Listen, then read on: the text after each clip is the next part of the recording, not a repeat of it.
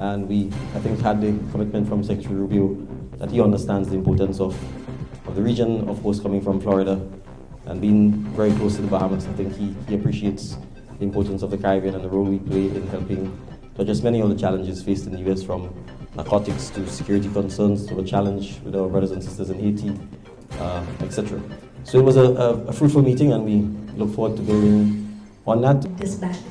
Under this current administration, there is no U.S. aid. My ask of you, and I'm sure most people in this room have the same question: what do we have to give to get? Because this is not an administration that is generous by any stretch of the imagination. And I am very curious, what is my little Grenada going to have to give up to get a handout from this US of A? I want to know that, and I think everybody in here wants to know that. So, Minister, I'm going to respectfully ask you, if you can, share that information with us, because we are all very, very curious. Thank you. No threat came up. The issue of the Cuban medical brigades was raised, and I hope I was not misreading the secretary, but my takeaway from it is that the explanations provided were sufficiently acceptable. He pointed out that they had no problem with the presence of the doctors per se, but with the terms and conditions of their engagement. From the point of view of Grenada, we are quite satisfied that we comply with all of our international obligations regarding ILO standards and so on.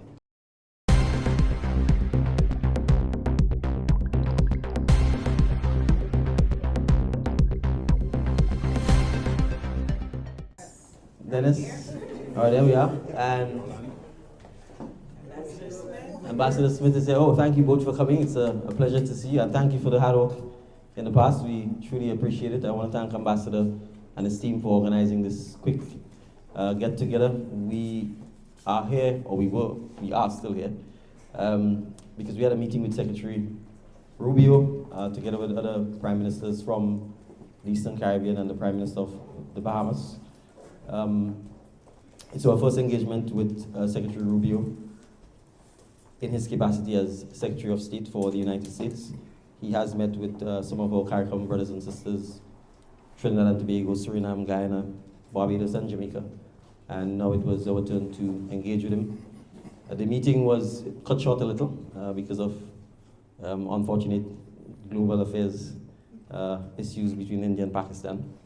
But nonetheless, we had a pretty much a full hour to engage directly with him and to share on some of the opportunities and challenges from our perspective. We did most of the talking, which I think was good, and I think the tone of the meeting was constructive, frank, and productive, and obviously we look forward to following up with him. We've got, as we all know, a large diaspora in the United States from the Caribbean, and it's critical for us to ensure that as the US begins to reposition itself in many global affairs, that we use this opportunity to remind them about the significant strategic, security, economic, social, cultural, and people ties that we have with the United States, and that it is not underappreciated. And we, I think, had the commitment from Secretary Rubio that he understands the importance of the region, of course, coming from Florida and being very close to the Bahamas. I think he appreciates the importance of the Caribbean and the role we play in helping to address many of the challenges faced in the US, from narcotics to security concerns to a challenge with our brothers and sisters in Haiti, etc. So it was a fruitful meeting, and we look forward to building on that. A new ambassador has to be appointed for Barbados and the Eastern Caribbean states, as well as a Chargé or chief head of mission in principal officer in Grenada. So we're also looking forward to that and to, in a sense, rekindling the relationships that come out of that. So that was the primary reason for the visit, and I'm happy to have had at least a little time left over so that I can get to engage with all of you beautiful people. I don't know what you want me to say, but I can give a quick update on some of the stuff happening home, and then I'm happy to entertain any questions or comments that you may have, and then I believe, well, I see there's lots of food and drink, then we can mingle and socialize. So just quick updates on various issues happening in Grenada. We're in May, if you can believe it already, so June will make it 1 year since Hurricane Beryl would have hit us. And so we're very mindful of the need to make sure that we can ramp up our preparations for the hurricane season. And in many respects, we're happy that Secretary Rubio has agreed to reinstate the funding for hurricane preparedness, because you may or may not be aware that we rely on the US for assistance with predicting and tracking the paths of the hurricanes. And the Hunter planes, which fly into the eye of the hurricanes, are really what gives us the kind of accurate data to predict what happens. And obviously, if we hit in the Caribbean, it's almost guaranteed that Florida is going to be hit by any of the storms. That's where they tend to. Florida is literally the graveyard of most of the hurricanes that come through. And so it was important for that collaboration to continue, and so we're grateful for that. So we are in the midst of making sure that we can ramp up our preparation for the hurricane season. Our dear friends, the Kingdom of Saudi Arabia, recently donated substantial aid to support hurricane preparedness and relief, from generators to chainsaws to forklifts. And we are planning on pre-positioning these throughout the island. I hope, obviously, that we don't have to use them come the hurricane season. But outside of hurricanes, we're susceptible to droughts, to flash flooding, and all of those. So we still, obviously, have to be prepared for some of that. Substantive part of the conversation. Second question was? USAID funding. Yes, that was correct. Good. So the Secretary of State pointed out that it is not a question of the U.S. point blank cutting off aid, but instead realigning the way that it views it. He pointed out that very often in the past, the U.S. government would just give or offer certain things without consideration for whether that was what the intended recipient wanted or needed. So his point was that there is going to be a greater collaboration, that the point of delivery will become closer via the embassies in the respective countries. We have to remember that we are not a military power. We do not seek to exercise hegemony over anyone else. We have not the means nor the desire to do so. We live in a neighborhood that we share together. None of us can pick up our countries and move it elsewhere. And therefore, it is incumbent upon us to try to be on good neighborly terms with everyone in the neighborhood. We are not in the business of drinking bush for other people's fever.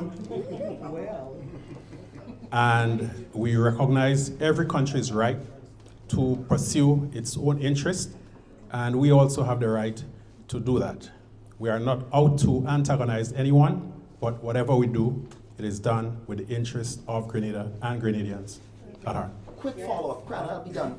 The Cuban doctors, the threats of the visa cancellation on yourselves as Caribbean officials, did that come up with Mr. Rubio? And I'm done. No threat came up. The issue of the Cuban medical brigades was raised, and I hope I was not misreading the secretary, but my takeaway from it is that the explanations provided were sufficiently acceptable. He pointed out that they had no problem with the presence of the doctors per se, but with the terms and conditions of their engagement.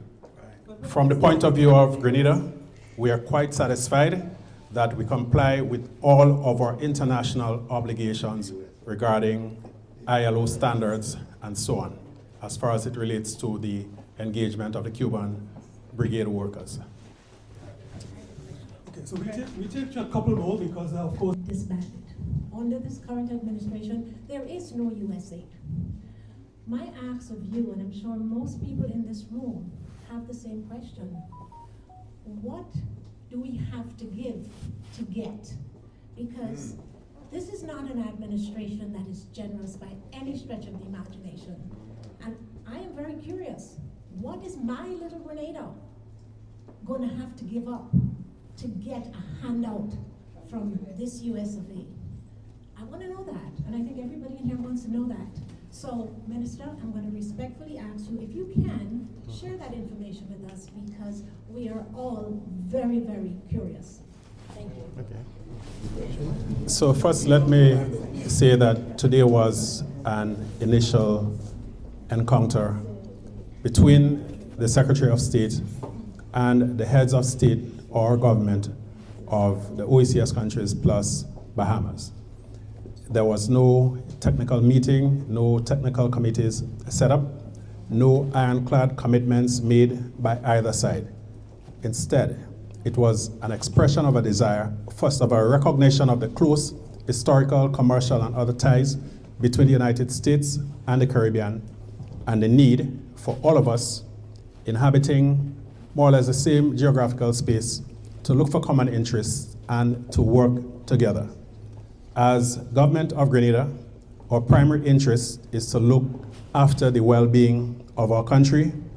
We do not have, neither do we seek a mandate to trade away our sovereignty in any way, form, or fashion. We seek to engage all players in the international scene. We respect everyone, and as long as they're prepared to respect us, we can have dialogue, we can enter into arrangements. We have no intention of getting into the geopolitical power plays. It's not in our interest. When the elephants fight, the grass gets trampled and we are the grass. But I also want to say something, because I think it's important from a state perspective. Policy making on American matters is for the American government. It's not for us, right? And we have to respect that mandate. Policy making for the Grenada government is for us. So US aid is entirely a matter within the ambit of the US government. And whatever decisions they make about that, it's a matter for them and the citizens of the United States. That's the first thing. But I also want to point out that in our case, it's only one program that has been impacted in Grenada, one specific program, which was essentially a program via the UN, which was being funded by the American government, and it was a Carry Secure program, which was looking to address youth violence, actually. That's the only program bilaterally that has been impacted by the decisions made on USAID. Second, I will also say something about aid. Aid never, ever develops a country, right? So it's also important for us as developing countries to recognize that a country is going to be developed by the efforts of its own people.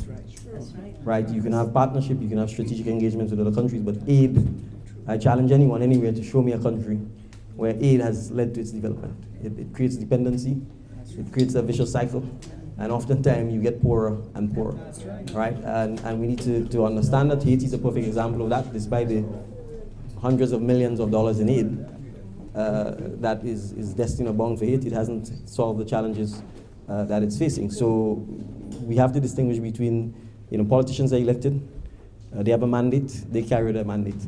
Domestically, if they're successful, they get re-elected. If they're not, in democratic societies, you know what happens. So it's not for us to get involved in the domestic matters within the United States. From that perspective, the engagement with Secretary Rubio was not about domestic matters, it was about what are the strategic areas, be it security, be it economic development or cooperation, be it energy, that we can have some conversations, continuing conversations about to see how we can be able to move the process forward. Hi everyone, thanks for checking out the Bub Report's social media pages. If you'd like to get more videos, show highlights, and watch our weekly live show, follow our Facebook, Twitter, and Instagram pages, and also subscribe to our YouTube channel. You can catch repeat episodes on Wednesdays at 4 and 5 p.m. respectively on CRFM Radio and GBN TV in Grenada. We are also viewed on Sundays at 8 p.m.